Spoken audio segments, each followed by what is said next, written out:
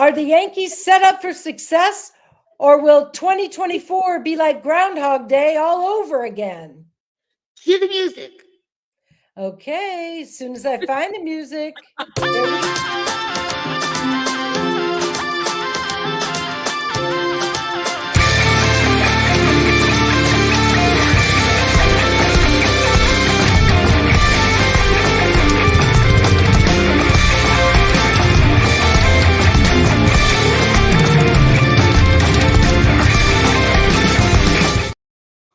Good morning. Welcome to the upper deck for Pinstripe Chronicles. I'm Chris. That's Lynn. Hello. Good morning. And I already made my first gaffe of the morning. I forgot to cue up the music before I started the intro. Then I couldn't find it. Tech glitches done. Out of the way at the top of the show. Wow, we got a room full already. So hey, I just want to say good morning to Lori and FL Diver and Jonathan.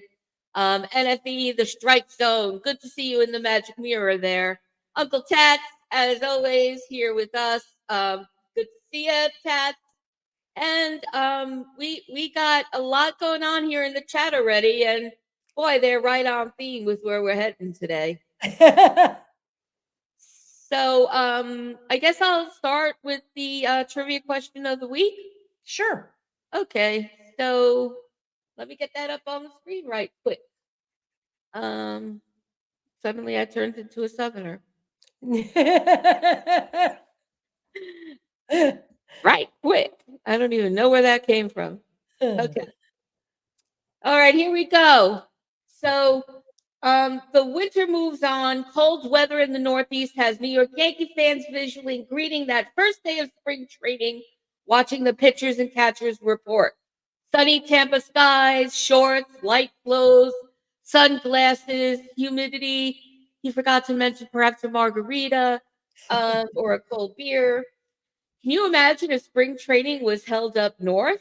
Well, in 1943 and 1944, a very cold New York Yankees spring training was held in New Jersey, in these two New Jersey cities. Oh my God. So put your guesses in the chat and we'll give the answer at the end of the show. Excellent. I have a vague recollection of that tidbit. I don't know the names of the cities, but if I did, I wouldn't say them yet. But that's such a great question. And really, I've accused. Hey, Anthony, good to see you. I've accused Spencer more than once of hacking into my account. That he knew that we were heading towards a spring training discussion today. His tweet was like his question was right on point for getting us started. So yeah, 17 days. May they fly like the wind until pitchers and catchers report. And then right after them, the guys, the rest of the team. So I have an interesting question, Chris. What does spring training mean for you? Like, what is spring training, and do you get excited about it? And I'd really like to hear from Chad about this, obviously, as well. But what's spring training for you, Chris? Oh, spring training is like New Year's Day. I mean, I feel like celebrating every year when pitchers and catchers report because it means the end of the winter doldrums and the boring news that we've been rehashing for the previous, 4 months, 5 months since the end of the prior season. It means new life. It means hope. It means everything spring means. I love spring training. Yeah, and do you feel like spring training is just an exercise for the team to go through? And if we're lucky, we get to watch a game or two, or if we're luckier, we get to go down and see a game. You know, so is that part of it for you? I'm leading somewhere with this. And right. Well, spring training, when I think it means that I'm getting to see some of the players, like, for example, this year, Verdugo, Stroman, I'm seeing them for the first time. They're seeing their teammate, their surroundings for the first time. They're reacting in real time. It's so much fun to watch these players um, become Yankees, grow in the system, succeed in the system, and make our dreams come true if they, when they do. But I love the position battles. This year, I'm like going to be watching out for to see whether Peraza can win a space somewhere. I mean, can he beat DJ out at third base? I doubt it, but you don't know. There's got to be some other battles out there yet to be, completed. Absolutely. And NFE's right with you. Catch NFE's podcast, The Strike Zone. And spring training to me is the pre-party to the regular season. It's good vibes and a way to see and get a taste of what the teams look like in the regular season. And he said teams plural, which is also another point. We also, as when we watch the games, we get to check out our opposition and see how they're stacked and what they're looking like. And FL Diver chimes in with yes and to what NFE said to say, and a chance to see our kids. Yeah. And Yep. and then and Lori's saying I'm psyched for about the first week or two of state spring training, and then I just want the season to start. That's true. Like, okay, so you're right down the middle. You're walking the line, Lori, and I get it.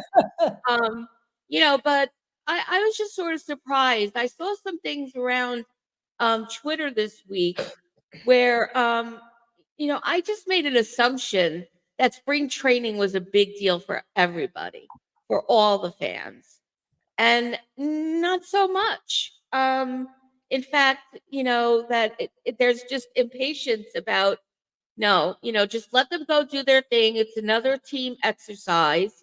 That's their business. Just give me opening day. And they don't pay attention unless they, happen to get to go to a game. But they don't seek out the games on TV. And this was a pretty common response this week around my feed.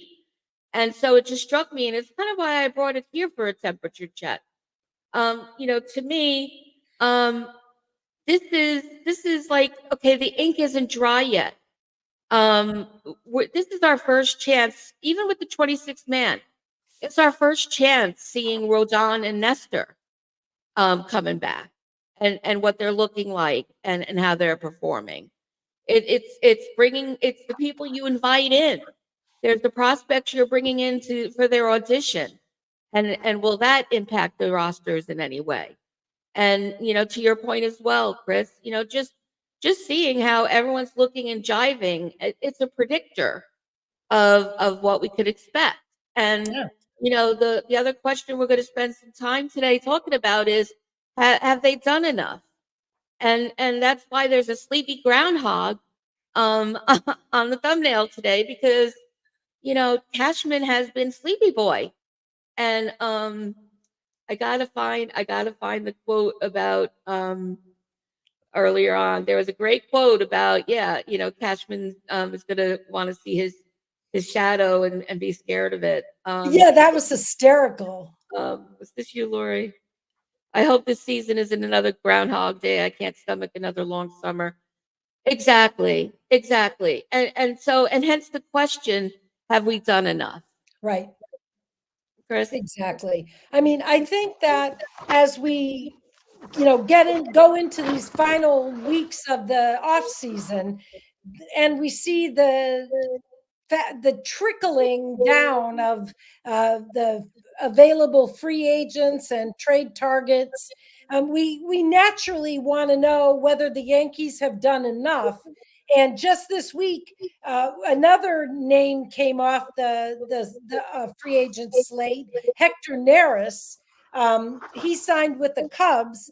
And we wonder, are the Yankees still out there I mean, is there evidence that they're still looking and seeking bullpen pieces, for example? Do you expect, as in chat, do you expect the Yankees to still be picking up pieces, perhaps for the bullpen? Do you think they will make a move on Matt Chapman this week? The Yankees were linked by probably a very sly Scott Boras marketing ploy. But anyway, they were linked with Matt Chapman this week. And of course, the continuing saga of whether Blake Snell will or will not, accede to the Yankees contract limitations and join us.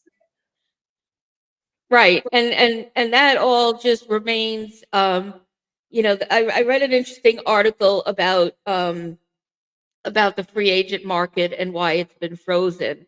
And one of the four reasons was just one word, Boris. Because he essentially has the control over Snell, Bellinger, Monty, and Chapman. And so no movement on any of those guys, but and we're blaming Boris for it. And I think that that's right on the money.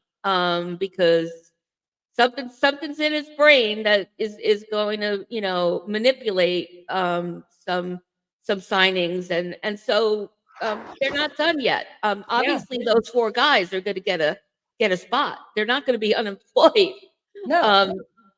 much longer. So but where is Cashman and all of that? But FL Diver's saying that he thinks Cashman, he's giving kudos to Cashman. We haven't had this much team depth in years. Right. So yeah, I'd love to talk a little bit more about that, because Yeah. and educate me, Chris, in chat. To Right. me, I'm looking at the 5-man rotation, right? Right. Nestor, and we've talked about this, but now in this context, do we really have more depth than last season? Or is it Groundhog Day all over again when it comes to our rotation? One man goes down, what then? Yeah, we have Will Warren, who we think is ready, and maybe we'll have more info on him during spring training. I fully anticipate him being brought up for spring training among some of the other prospects. But are we really extra depth for the pitching? And we talked about this before, but FL Diver, I'd love to know more about, and everyone in the chat, if you agree, are we better equipped this season? It seems like we got a lot of trading pieces. Chris, what do you think? Yeah, I think I mean I couldn't agree more with FL Diver. The Yankees have done I think the off season has been, when I took a look, as you know, I do some writing also, and one of the assignments I gave myself this week was to take a look at the AL East and do an overview of what the off season has looked like. And when I look at the off season for the AL East, and I look what we have done, what the Yankees have done compared to what has been done by the other teams of the East, we've done the most. We've had a fantastic offseason by comparison. The Yankees have, let's see, what we have done. We acquired Verdugo, Soto right there, fixed most of our offensive problems.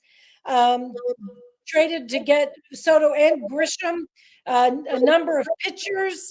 Marcus Stroman is not, I think people are underplaying the importance Marcus Stroman is going to play in the rotation this year.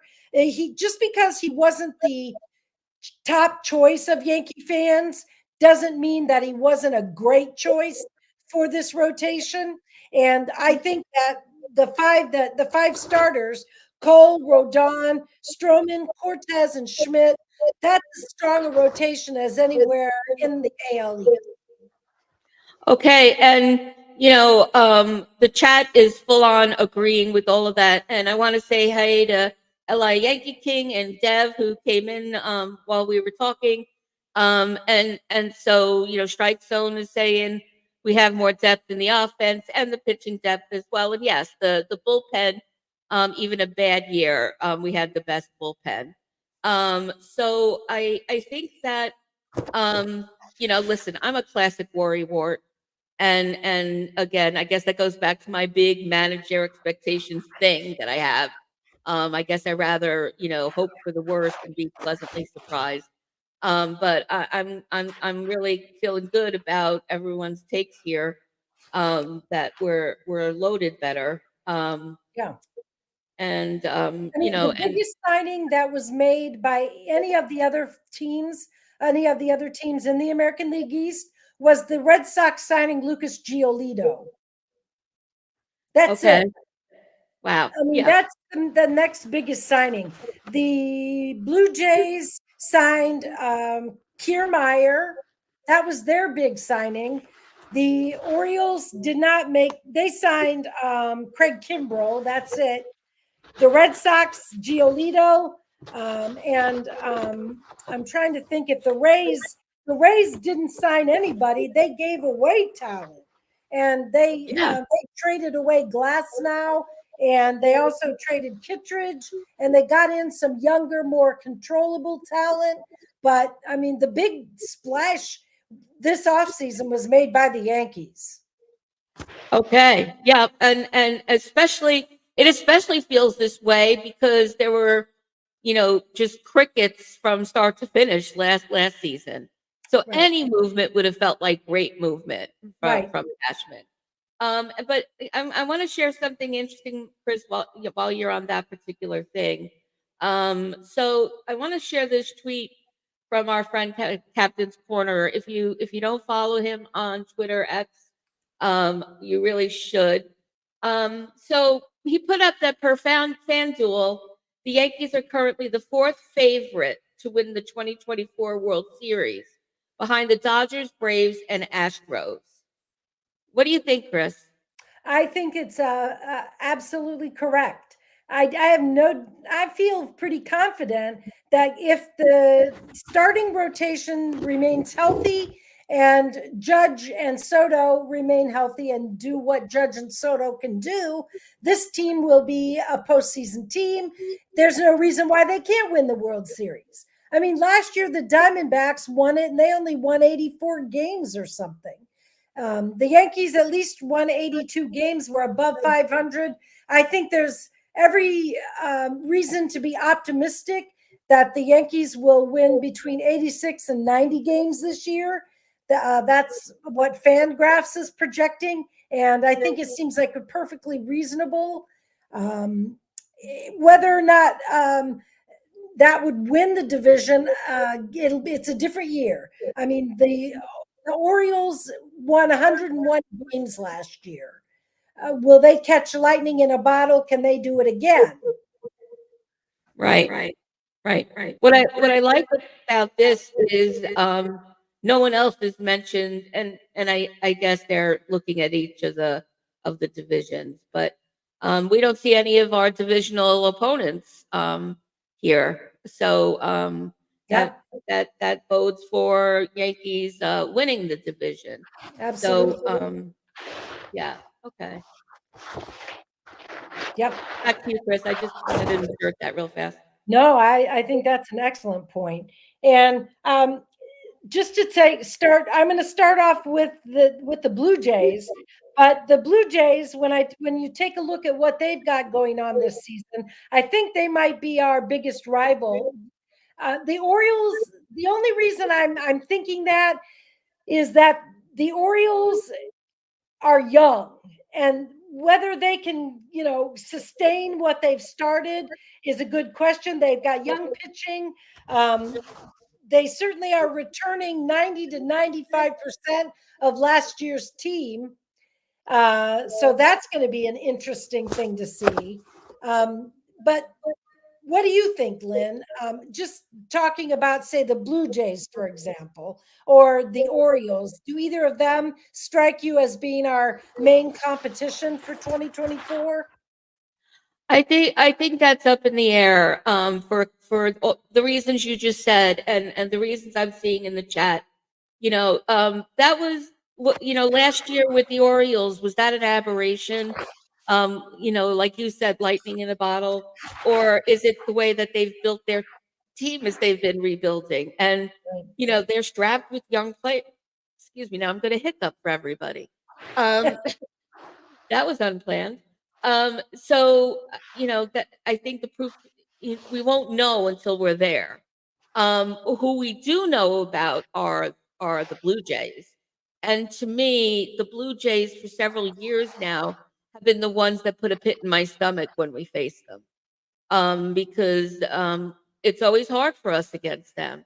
So I think that the Blue Jays are the bigger concern here, unless we see the Rays make a miraculous comeback, because they basically didn't even show up last year. I really think the Blue Jays are the ones that we're going to be back and forth in the standings with, and very tightly so, with the Orioles at third. Right. So Well, I forgot to mention that the Blue Jays.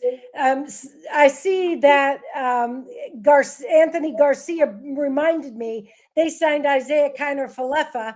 Of course, now he'll play third base if they don't re-sign Matt Chapman. So, I mean, he might be an important cog in the wheel for the Blue Jays next year. But well, the Blue Jays also signed that Cuban pitcher, Yariel Rodriguez. He's a question mark. There's no way there. I mean, whether he'll be in the rotation, there'll certainly be a battle between him and Alex Manoah, for example, for right. that spot in the rotation for the Blue Jays. But Right. Yep, absolutely. And Anthony, I don't know if perhaps you were saying that tongue in cheek.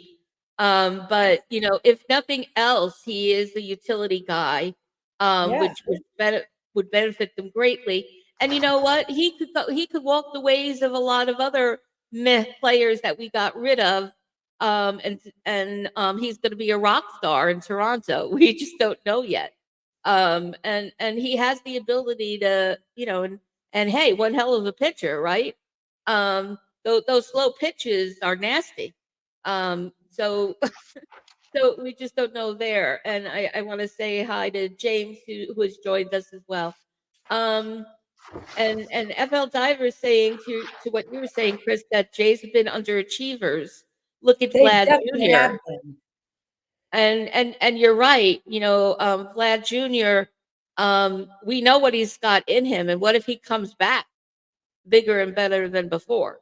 Oh yeah, absolutely. And um, the the Blue Jays also have the best defensive outfield in the majors. They've got Springer, Kiermaier, and Dalton Varsho out there in left field. So they've got some good pitching, a good defensive team.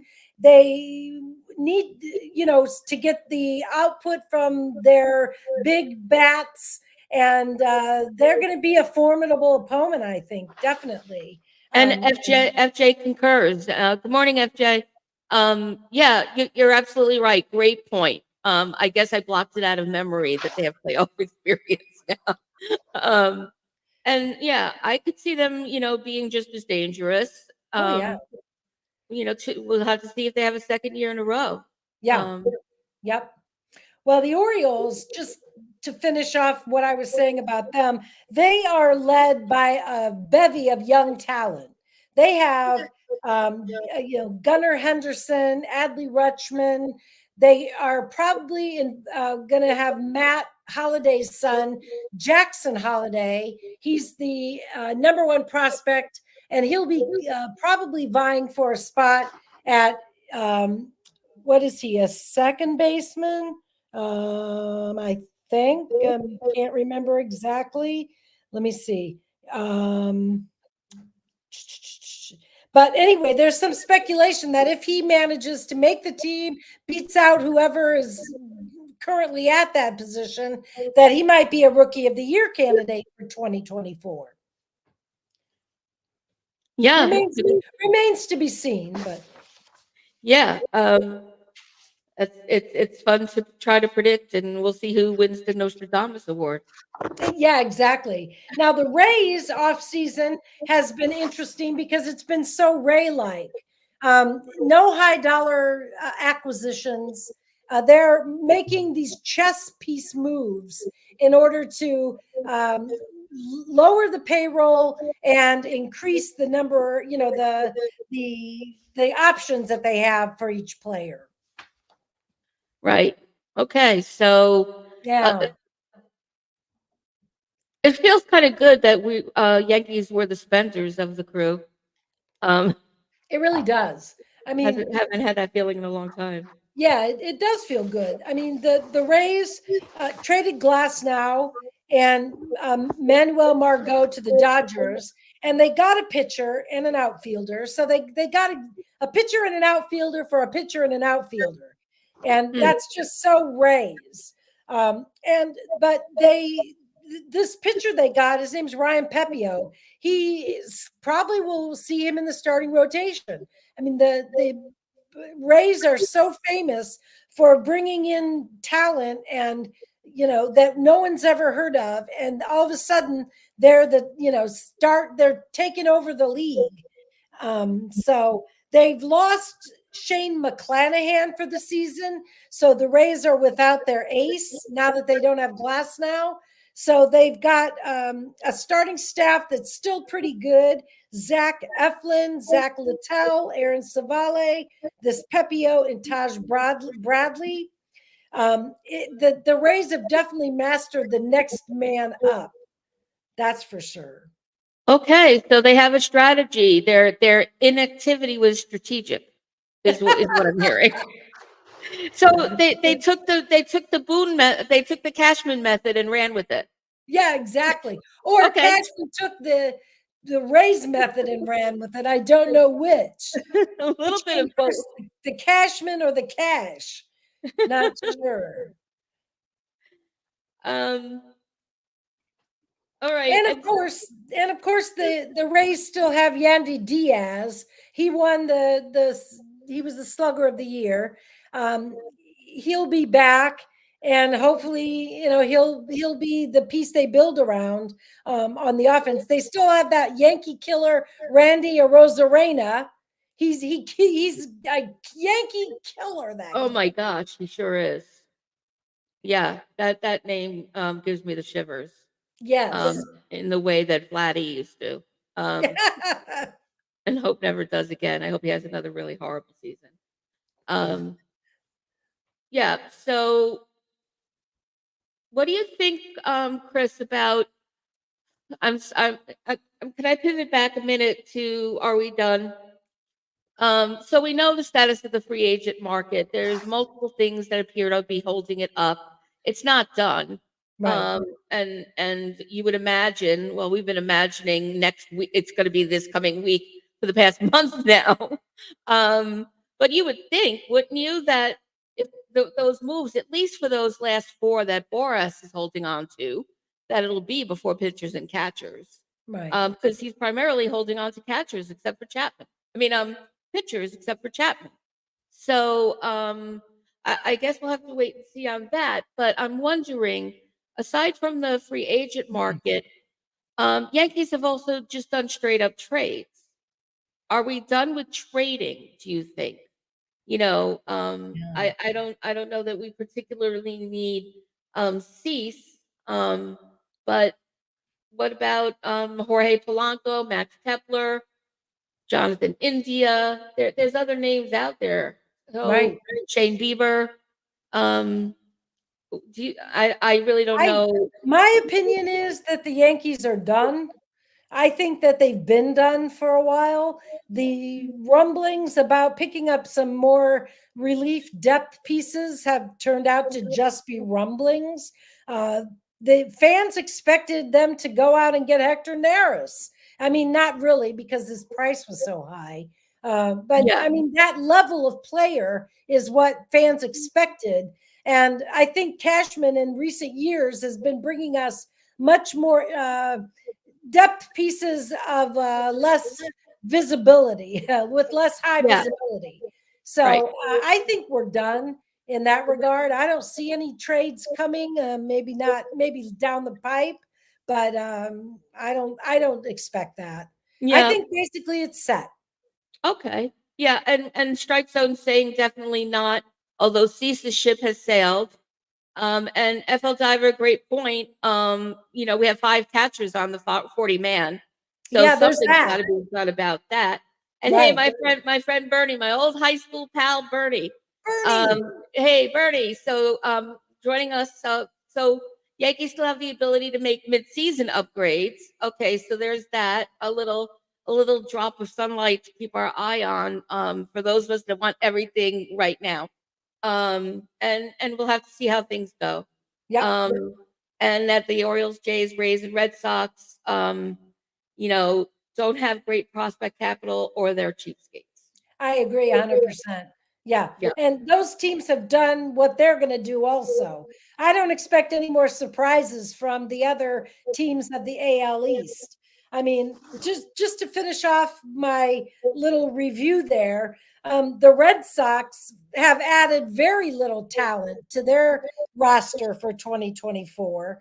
Apparently, they've been, the chief baseball officer Craig Breslow is under pressure from ownership to reduce payroll, not increase it. And so their big Mhm. signing, as I said, was Giolito. And then they traded Chris Sale. That I was the know. other big news for them. That was a tremendous shock to me. That was a tremendous shock. And Um, their rotation looks like, and these are names that are not household names.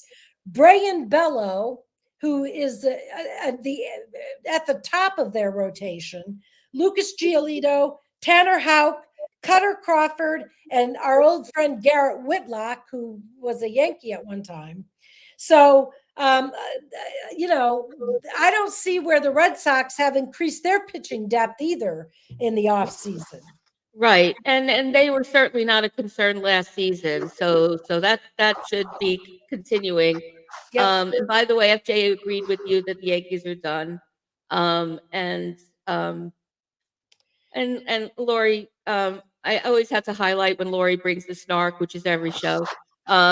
We can hear it now. We have the talent in that room to win. I Yes, believe it. and our guys are savages in the box. Let's not forget that either. Absolutely. I mean, Yep. I think that the Yankees have done the most to improve their team in the offseason. And that I think that the proof is going to be in the pudding. Obviously, the Yankee offense was what, 24th or something in the league. That will not be the case in 2024.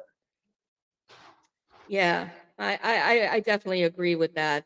Um, and so, yep, and they're still going on about FL Diver, going off of what you said. Chat's having their own discussion here. We're not going to Okay. target players with qualifying offers. And FL Diver is also saying the Bo Sox might have their eye on Monty. Yeah, but with their purse strings even tighter than Hal's, I don't know that they're Right. going to get him. Boris is holding on to Monty for a reason, and Yep. it's not because he's waiting until he knows he has to slash the price. That's That's just right. not the Boris way. But we'll see. Anything's possible. We're here as Yankee fans to be able to say that. We know that to be true. Well, just like the Yankees, the Red Sox have players coming back from injury. And, a lot of they have a lot of question marks. Trevor Story was injured and came back last season. He needs to have a good year for the Red Yep. Sox. Devers had somewhat of a down year. I read one Red Sox insider talked about Devers' defense and said that he was a train wreck at times over at third base. So things are not all rosy over in Red Sox land either. On the No. other hand, they do have a breakout guy, their first baseman, Tristan Casas or Casas. I'm not sure how to pronounce it. He finished third in the Rookie of the Year voting this year. Oh, He's okay. someone that we can watch out for. But that the Red Sox definitely, I think, are behind the Yankees in what they did to improve over the season. In Yeah. fact, if I was going to predict the AL East, the division, as it would end up next year, here's my prediction, and I'm going live with this, and it'll be recorded, and we can come back. We can come back next fall and see if I was right. I'm going to say the Yankees win the division, followed by the Orioles, the Blue Jays, the Rays, and the Red Sox. Those are my predictions for 2024. Boom.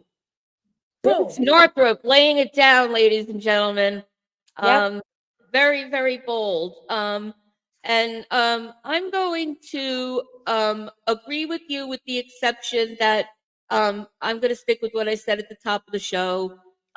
Yankees, Jays, Orioles. Right. Then probably Red Sox if all the things you just said, Chris, play out. Pun intended. Then then them, and then and then the Rays. I don't see them having much impact this season, but Right. prepare for the unexpected always. Right. Yeah. And so also yeah. Oh, so Bernie wants to say our offense can't be worse than it was. Well, it's I guess it always could be, but it didn't take much Right. that would have made it better. And I feel that's where I feel we're stacked. We're stacked on in field and outfield both. I would just like to see a little bit more pitching. Yeah. I And mean, yeah, I'm not not going that to say 40 that man the to make pitching room. isn't thin. I agree with you, Lynn. Yeah, just because of our MASH history, we've needed Hawkeye and BJ every game to put guys back together again, right? So Right. and we just won't know with the guys we get. I mean, We'll see. yeah, the pitching is a little bit thin, and the starting, if a starter goes down, we are down to Warren, um, or Weaver possibly as our, coming up to be the fifth to take the spot. So it depends. My prediction depends on a healthy team, and of course, the best laid plans of mice and men often go awry right away in spring training. So Yeah. I think we'll have some discussions in 3 weeks time. Exactly 3 absolutely. weeks time already. And so I love your I'm going to try to say this right, Mr. Barros. It's Jodo time, Judge and Soto back to back. I love Absolutely. that Jodo time. And in fact, I don't know if anyone caught any of the media clips from Judge's gala for his foundation, and Aaron Boone tossed him the question about, hey, Aaron, what should the lineup be or something to that effect. And he said, keep it the way it is. DJ, Soto, and me. That's the way it should be. And that's how it should stay. And I just thought that was Judge telling, and obviously a lot of the press said this as well, and I concur that that Judge was like, oh, thank you for that question. I'm going to say it publicly so that when you start playing chess again with the lineup and moving guys every game, you'll know how I feel about it, and so does the world. And Yes, so I thought absolutely. that was great. I think that's excellent, and I'm excited to see Judge and Soto back to back. I can't wait for that to happen, and I'm feeling very enthusiastic and excited about seeing Torres this season. He's in a walk year. I think he has every reason to be great this year. He was so close last year to being the guy for the Yankees. I mean, with Judge out, he was the guy. And when Judge came back, he still led at season's end in various offensive categories. So I think that it's going to be interesting to see Judge, Soto, Torres, Stanton, if Stanton comes back strong. He's going to. Yeah. You booked that. Yeah. I'm stepping that. Didn't mean to interrupt you, but you said Stanton. and it triggers me. And Bernie says that we might be counting too heavily on DJ. He wasn't signed to be an everyday third baseman. No, he wasn't. No, he was signed to be the utility guy, and I think that's still going to be very much part of it. And he could still lead off as designated hitter. Right. So I think the point is that DJ is experienced and does well in that spot. So Yeah, so I there's think that. third base, there's a job to be had there. If Peraza could possibly pull it off, go take that job. And if he has any gumption, he will do that in spring training if he And gets that's part, given yes. an opportunity. And that's part of why spring training is important, and fans should be paying attention to it. Yeah. How do you think Volpe got up to the show so fast? Yeah. Because of his performance in spring training last year. It matters. Spring training matters. Hashtag spring training matters. Yes. So that's what I've got today. Yep. Lynn, do you have some final thoughts, or do you want to give us? I'm gonna. Yep. We've got to. I forgot. I don't want to forget about the answer to the trivia. I'm on it. So, and there was a correct answer that I'm about to shout out. So as you know, in 1943 and 1944, the New York Yankees spring training was held in New Jersey in these two cities. And let me unveil. Congratulations, Mr. Barros. I do believe that you had the first correct response. Asbury Park and Atlantic City, cities that would later be tied by a Bruce Springsteen connection. Excellent. I love that trivia question. Thank you, Spencer. Yes, thank you, Spencer. And so that's it for me today, Chris. That's it for me. We've pretty much done the week. We could and scraped all the news we could scrape this week. I'm telling you, it's getting rough to come up with topics every week because the Yankees are just not doing much right now. I think we're set, and it's just let's get to spring training.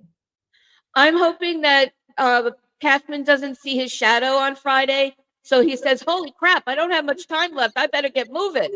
That's what I hope. Exactly. And so don't forget to like and subscribe.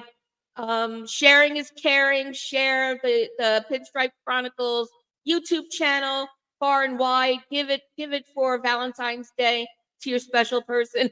And we thank you for joining us every week. And as always, you have a reserved seat with Chris and me here on the upper deck. Go Yankees. Let's go Yankees.